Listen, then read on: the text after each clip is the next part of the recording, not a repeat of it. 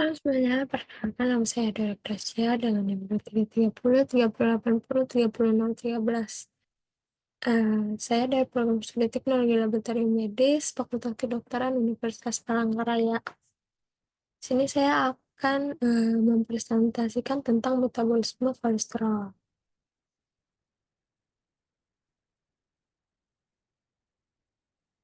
Nah, kolesterol merupakan komponen utama membran sel, serta sebagai prekursor hormon steroid, asam empedu, dan vitamin D. Sumber kolesterol dalam darah yaitu 15% berasal dari makanan dan 85% dibuat dari asetil-CoA di hati. Kolesterol dikeluarkan dari tubuh ketika katabolisme dan disekresi dalam garam empedu yang akhirnya diekskresi melalui feses. Metabolisme kolesterol adalah proses pembuatan, pengolahan, dan pengeluaran kolesterol oleh tubuh manusia. Kolesterol merupakan sterol utama dalam jaringan tubuh manusia dan mempunyai peran penting dalam pengaturan permeabilitas dan fluiditas membran serta merupakan lapisan yang mengatur proses pengeluaran hormon seks, hormon korteks adrenal, vitamin D, dan berperan penting dalam menjalankan fungsi saraf dan otak.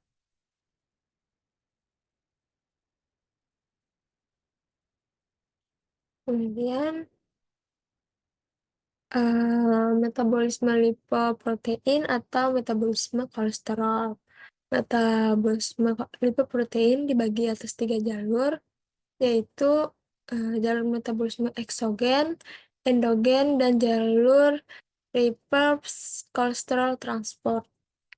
Kedua jalur pertama berhubungan dengan metabolisme kolesterol LDL dan trigliserida, sedangkan jalur reverse cholesterol transport dikhususkan ke metabolisme kolesterol HDL. Kolesterol LDL itu sendiri adalah low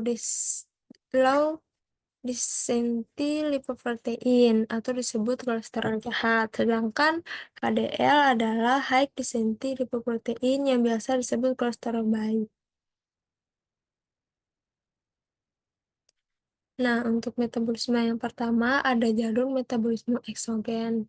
Dalam makanan, lipid yang terbanyak yaitu trigliserida, serta sejumlah kecil fosfolipid, kolesterol dan ester kolesterol. Selain dari makanan, kolesterol juga berasal dari hati. Lipid dalam usus yang berasal dari makanan disebut lipid eksogen. Dalam lambung, lipid mengalami emulsifikasi oleh empedu menjadi partikel lebih kecil, sehingga enzim pencernaan dapat bekerja.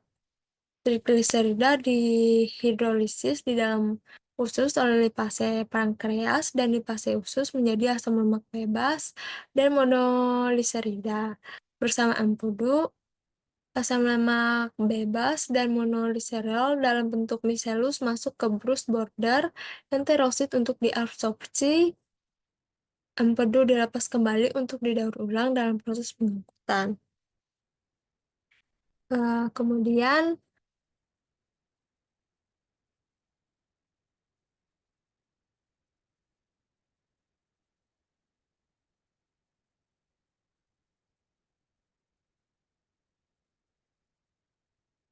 dalam enterosit, asam lemak bebas akan diubah lagi menjadi trigliserida, sedangkan kolesterol akan mengalami esterifikasi menjadi kolesterol ester.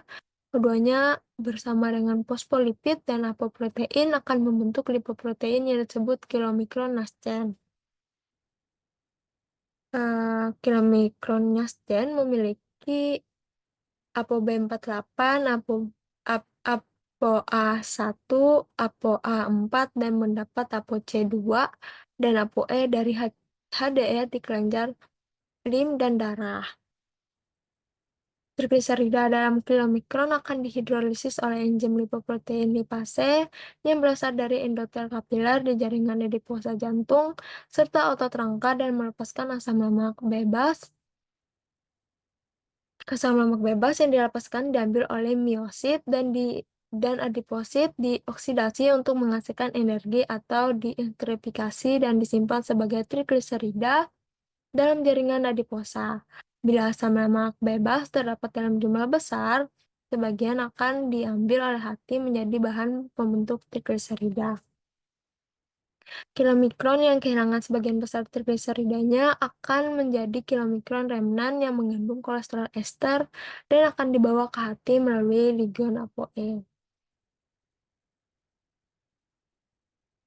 Nah, remnan kilomikron remnan kilomikron kaya akan kolesterol ester dan merupakan komponen lipid utama pada lesi aterosklerosis. Ia dapat masuk ke subendotel dan selanjutnya difagositosis oleh makrofag. Hmm, Remnant kilomikron dibersihkan dari plasma oleh reseptor lipoprotein dan akhirnya diambil dan didehidrasi oleh hepatosit. Pembersihan plasma termasuk sekuentrasi dalam cerah disase oleh heparan sulfat proteoglikan. Keterlibatan LPR dalam proses lebih lanjut akan mengikat sel permukaan dan internalisasi yang dimediasi oleh heparan sulfat proteoglikan. Kemudian untuk jalur metabolisme yang kedua itu jalur metabolisme endogen. Deposit lipid dalam hepatosit dimetabolisme menjadi trigliserida dan kolesterol ester. PLDL-nya dimediasi oleh enzim MTP, trigliserida, dan fosfolipid yang digunakan untuk pembentukan PLDL. Disintesis dalam retikulum endoplasma, selanjutnya masuk ke aparatus Golgi, menyatu dengan permukaan lumen hepatosit, melepaskan PLDL ke celah dise, dan masuk ke kapiler jaringan adiposa dan otot menjadi lipoprotein PLDL nascent dengan ApoB 100.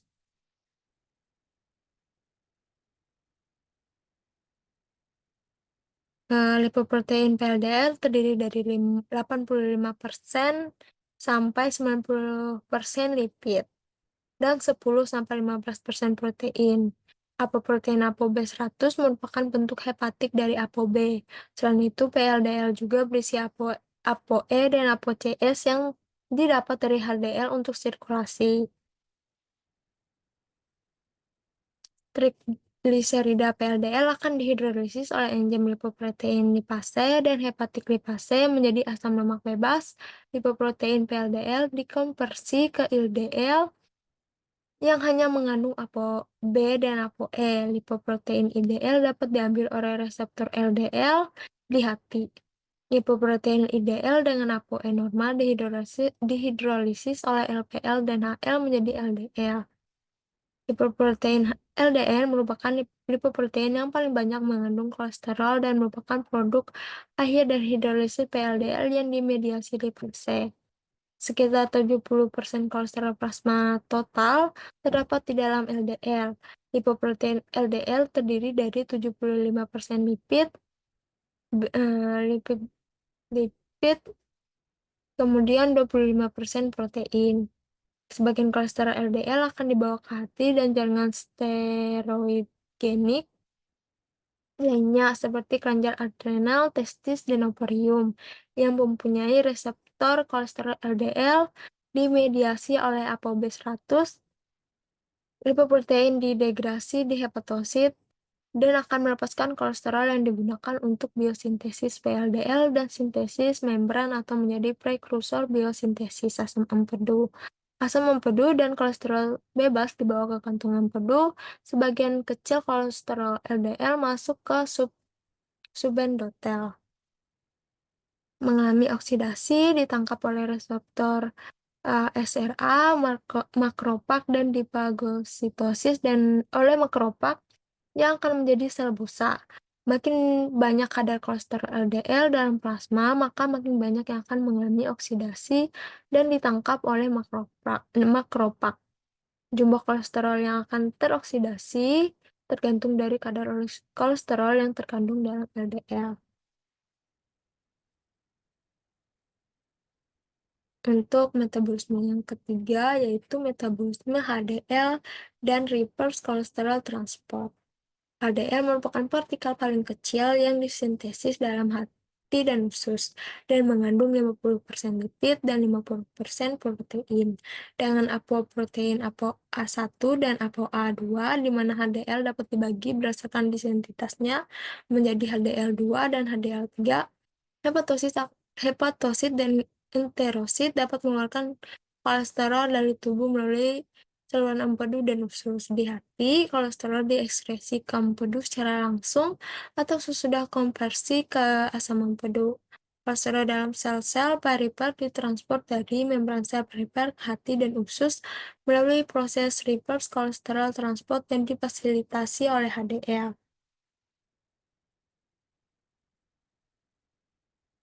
Lipoprotein HDL, nasjen disintesis dalam usus dan hati.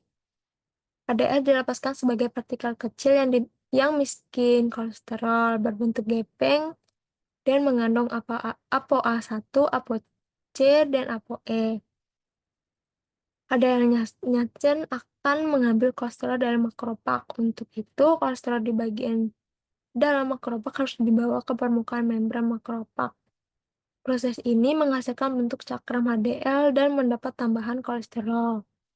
Dalam HDL, kolesterol dienstrifikasi oleh LCAT menjadi kolesterol ester. Kolesterol ester yang lebih hidrofobik akan pindah ke inti HDL dan HDL yang telah mendapat lebih banyak kolesterol ester menjadi bentuk sferis. Tambahan apoprotein dan lipid ditransfer ke HDL dari permukaan kilomikron dan PLDL selama lipolisis. Kolesterol HDL ditransfer ke hepatosit secara langsung dan tidak langsung. Kolesterol ester HDL ditransfer ke lipoprotein yang berisi ApoB. Untuk pertukaran dengan trigliserida oleh kolesterol ester transfer protein. Kolesterol ester ditransfer ke hati setelah konversi PLDL ke IDL dan ke LDL kemudian diambil oleh reseptor LDL. Jalur ini bekerja tidak langsung karena transfer kolesterol ester lipoprotein ApoB menghasilkan partikel kaya kolesterol yang mungkin diambil oleh sel busa dalam plak aterosklerosis. Sebelum dibersihkan oleh hati dan dibersihkan dari sirkulasi melalui endositosis yang dimediasi reseptor LDL, HDL kolesterol dapat juga diambil secara langsung oleh hepatosit melalui SRBBI,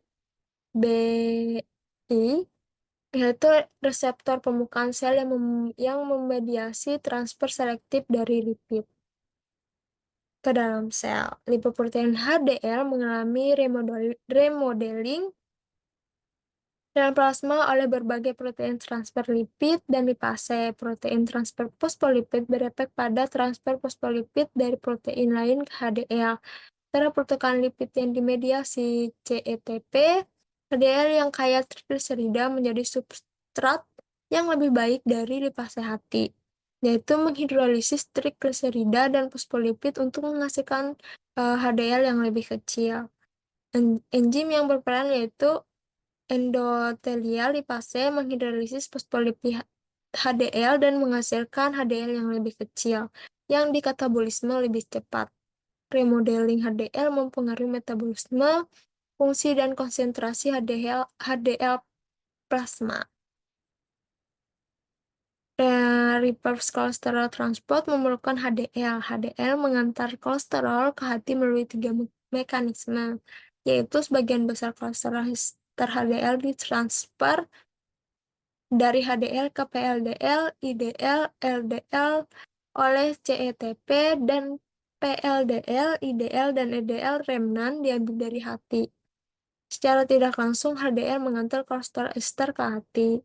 Kemudian untuk cara yang kedua, HDL dapat terikat ke reseptor SRBI yang memfasilitasi pemindahan langsung kolesterol dari HDL oleh hati. Dan cara yang ketiga, reseptor hepatosit dapat berinteraksi dengan HDL untuk memindahkan HDL dari plasma.